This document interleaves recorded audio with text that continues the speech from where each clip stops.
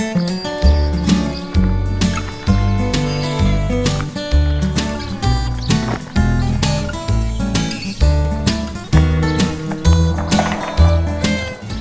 to week 12. We've got an amazing array this week. Some of our friends are revisiting us from last week, and some new friends are coming along as well. Look at the tomatoes that are coming out. Don't forget, you can fresh eat them, you can turn them into sauces, you can roast them, all kinds of options. So play around with that, enjoy the bounty. We have another round of celery, and I do want to speak to the pleasure of seasonality. So if you've not gardened before and you know that all of a sudden you get a lot of the same thing, it's not a bad thing, it's just a chance to celebrate that vegetable. Celery has two options. And right now, I am enjoying slicing it in that long oblique and letting it macerate or marinate in a dressing, and just having it in the fridge to use as a base for other more complex proteins. But this week, it might be time to start making some soup starters. So all you've got to do is wash this off, mince it up to a size that you're happy with, and then slice the celery in a manner that you expect to find in your soups. And saute that all together, and when that's cool, package it up in little 1-pint or quart containers, and you're halfway to making a great pot of soup. Don't let it go to waste, leaves and all. We've got beets and greens again, and a lot of these greens are lovely. We'll plump them up in some fresh water and they'll be good to go. We have more cabbage, and you know cabbage keeps for weeks and weeks, so you don't have to eat it this week, though we are going to make a fresh shredded slaw out of it with lime juice and salt, and we'll probably splash some chimichurri on that, and that will go on top of our sopas as well. What else have we got here? Zucchinis that are lovely sizes, so some of that might end up in a mince, some of it might end up in a casserole. We have garlic. Don't put your garlic in the refrigerator where it's really hard to dry it for you. You can cut the tops off if you want and just tuck it in a basket, but leave it out where it has plenty of air. And we have collards. Now, I have to admit, I am getting a backup of greens in my refrigerator, so I decided to pull out a ham hock I saved from last year's hog, and we're going to cook a massive amount of chiffonade greens in a big pot with a ham hock, and just let that cook down just nice and slowly. And then I'll show you what that looks like, and that over some nice brown rice is a pretty great dinner. So let's get to the kitchen. Welcome back to the kitchen. This is going to be my effort to use up a lot of greens and have kind of a stewed ham hock greens thing going that I can pull out later on. I know that will freeze well. This is a ham hock I saved from our hog last year. It's still frozen. Don't worry about it. Throw it in the pot, and then I've got water over here. I'm going to put some cold water over it and bring it up to a simmer. So it's real technical, guys. Watch this. There. Now I'll bring that up to a nice rollicking boil and then turn it down to a simmer and let that ham hock start cooking. It'll be defrosting along the way. I'm going to put a lid on this. We'll give it about 15 minutes, and that'll give me time to go to my refrigerator and start digging out extra greens that need to be used up. So we're 20 minutes into the cooking process. Ken, can you come over here so people can see? I doubt that it is completely defrosted yet, but it's starting to give some flavor to the broth. You can see it here. And I will probably add some fresh cracked black pepper to that. But I want to show you the green triage. 2 bunches of collards, 2 bunches of kale at least, and 2 bundles of beet greens. So we've got a lot of greens here, and I will try to just slowly add them as there's room. So they're not going to go in all at once. I'm going to turn the heat up a little bit, and we'll just add till it feels comfortable, and then we'll come back when it's cooked down and we'll add some more. But see, this is a great way. So you end up with sort of a green stew with a ham hock. Get all that nutrition, all that flavor. There we go. So we'll give that a chance to cook down, maybe 20 minutes to a half an hour. And once I get them all worked into this, I will cook it for at least an hour or two.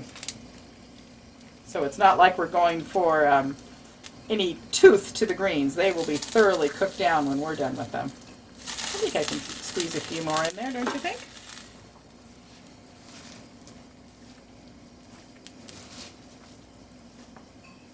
Good. I have to tell you, it's quite satisfying because now nothing went to waste, and I've got my refrigerator all ready for next week.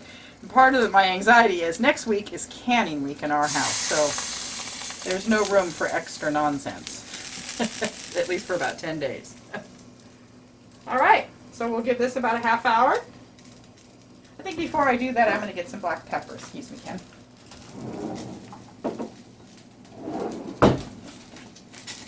You like black pepper. It does have garlic in it, so it has one onion, a large onion, diced, and I caramelized that. Not really caramelized, I just fried it off in some olive oil and added about 4 toes of garlic, tossed it in there, and now probably a teaspoon of black pepper. And we'll just let that cook. We'll be back. So yesterday, you remember me with a huge pile of triage greens from my refrigerator, and it cooked down to look like this. Now I'm going to walk you through the steps verbally of what I did, since a lot of this happened either early this morning or late last night. And so we're going to talk about this pile first. You saw that large pot I had, and it cooked for a good 3.5 hours. Yes, the greens are very tender. I opted to cook the whole hock in there, which meant that this morning when I got up after I'd cooled it off, I picked through and made sure there wasn't any cartilage or bone pieces left, or pieces of fat or smoked hock skin. That's all cleaned out, and then I put it all back together again separately. So now I'd taken the greens away from the liquid, and I had the liquid, and I looked at the liquid and thought, that's not a very pretty color, but I know there's a ton of flavor in there. So I put 1.5 cups of lentils in there, red lentils, and added a little more Aleppo pepper and a little bit of nutmeg, just to take down some of the bitter that comes from the greens. And so now we have this wonderful complex carbohydrate and protein to serve with the greens. So you've got a whole meal here. Enjoy. Just to give you an idea of what supper looks like, it's simple. Here are the stewed greens with some ham hock. Here's the red lentil cooked in the stock that we cooked the greens in. And then just something to give brightness to the plate. There's cabbage slaw finely shaved with a little bit of lime juice and some diced up tomato. Enjoy your supper. So welcome back to the kitchen. I like to paint reality in the kitchen for most of you. This is not Martha Stewart's kitchen. Yesterday, reality struck the Irish household. We had family priorities take over, and my well-prepped casserole that I wanted to show you had to find a cool place to be stored overnight. So, the potatoes turned dark. It's not the end of the world. They oxidize. I sliced some more fresh tomatoes. But the important thing is this. Sometimes when we're growing potatoes, they get a star in the middle. That's not rotten. Now, if I was at the barn, I could tell you personally and show you how to deal with it. But it is not edible. You want to cut it out because it's really tough. It just happens when there's a big fluctuation in weather patterns or water. And so all you have to do is cut it out. So that's what I do. So just take a knife and then carve it out, kind of like you'd carve out the core in an apple, because that's about its texture. You don't want to leave it in the potato. But there's no sense wasting the potato. That's just what happens in real life on the farm. So this is that wonderful casserole that we make once a year. Last year Micah helped me make it, and next year hopefully we can resume that tradition. But I like to leave the potato slices so that they can stack about this thick. Normally I use a bigger knife, but I'm being lazy this morning. Like so. And see, that's just oxidation. It's not the end of the world. I already cleaned the potato. So here's the onion that I sauteed yesterday with plenty of olive oil. I did probably a tablespoon of oil and a tablespoon of butter just to enrich this a bit. That's the only fat, except for a teeny bit of Parmesan on top, that's going to be in this. Normally you guys see me making it in a 9 by 13, but there's only 2 of us at home these days, so we'll make half.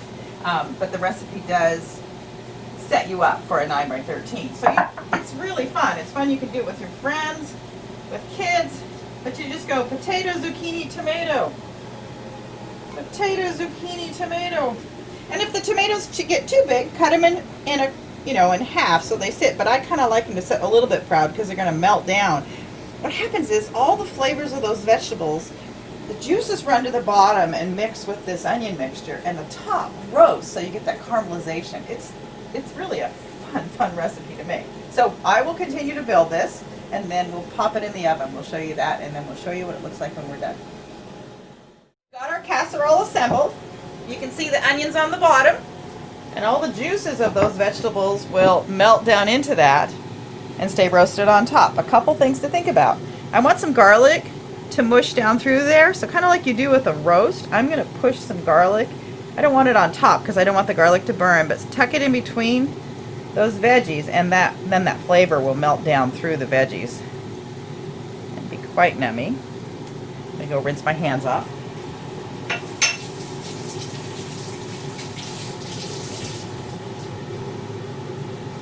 And then some fresh black pepper. Looks like I need to fill up my grinder. And then some salt.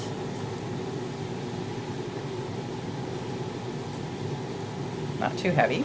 And then some Parmesan cheese.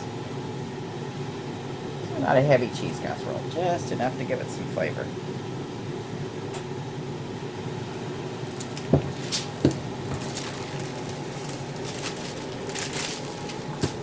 Alright, then we're going to cover that with foil. And we're going to pop it in the oven for about a half hour, 35 minutes. And then we're going to take the foil off and let some of that liquid condense underneath. So we'll see you when it comes out of the oven. So it's been about an hour. Halfway through the cooking process, we took the foil off. And here is this wonderful casserole that we've been talking about. I wish you could smell it. You can see it bubbling away. What's nice is, see I don't know if you can see, it's roasted on top, but down in all that juice is glorious sauce. So when you serve it up, along say maybe some fish or some grilled chicken, you've got a lovely meal. You can have it as a meal unto itself if you want to. But take the time to play around with this, make it a family group effort. Have a good week.